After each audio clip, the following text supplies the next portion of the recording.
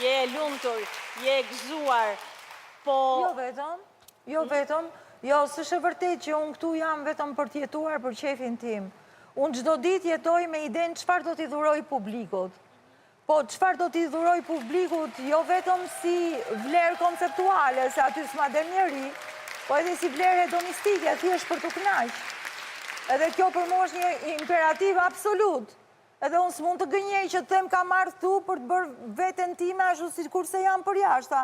Jo zotëri, unë për jashtë jam një person hiper serioz, jam një person akademik, jam një person plot detyra shtëpie, jam një person që s'kam kohë të takoj njëri dhe të merrem me këto lloqe që merren për qefin e gjithë publikut, për t'i zgjeruar horizont, për t'i ngacmuar në temperament, në shije, në optikat e gjërave që i marrin tragjike, mos i marrin aq tragjike, kur ja them atyre ja them vetësime, i kanë bërë dhurat projnë psiqik që s'ja tregoj askujt.